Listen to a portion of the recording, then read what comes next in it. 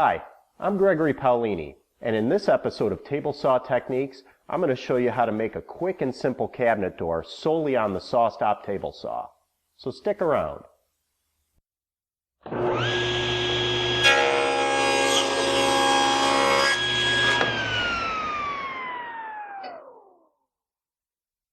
This cabinet door features stub tenon joinery and a simple plywood panel. It's really quick to make.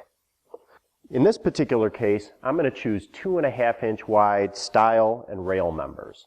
So let's go ahead and start cutting those.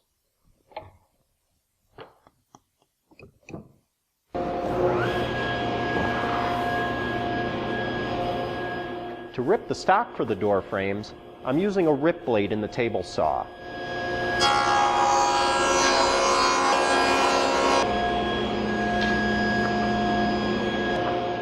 This blade guard also does a fantastic job of keeping all the sawdust under control.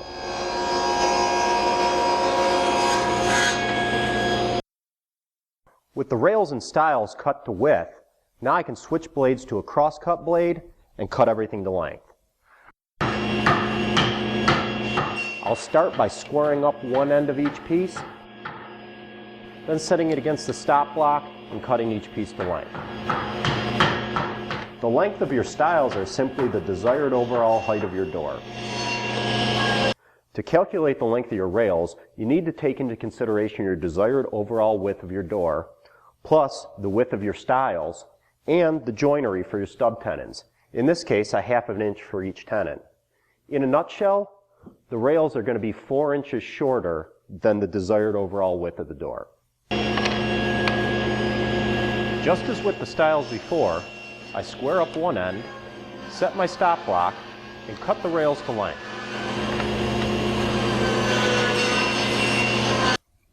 Now all of our rails and stiles are cut to a precise length.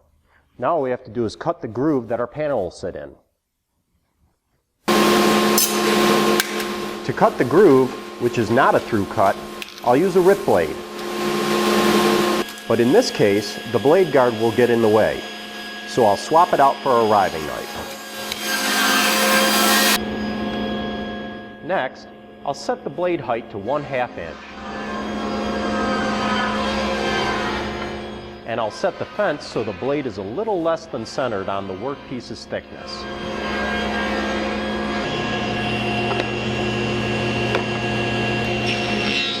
Now I'll take a pass, flip the piece around, and take one final pass to create a 1/4 inch wide centered groove.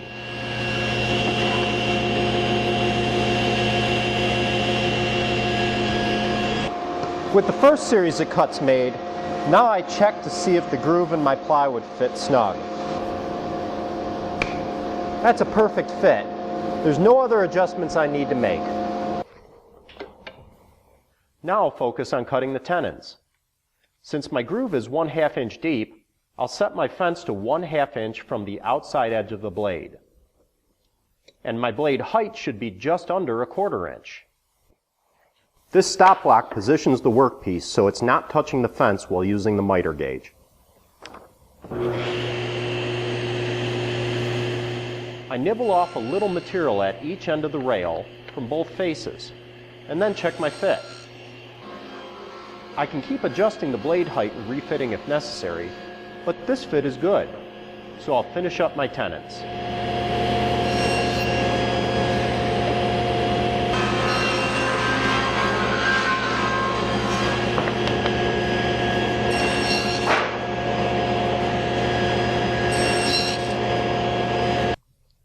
Now we have to size our panel to fit in the grooves. Basically, we have 1/2 inch grooves all the way around, so our panel is going to be sized 1 inch wider and 1 inch longer than our opening. To cut the plywood, I'm using a crosscut blade for a nice clean cut.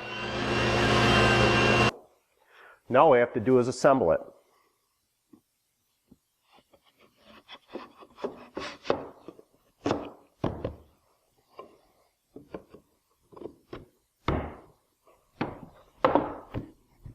And that's it. A quick and simple cabinet door made solely on the SawStop table saw.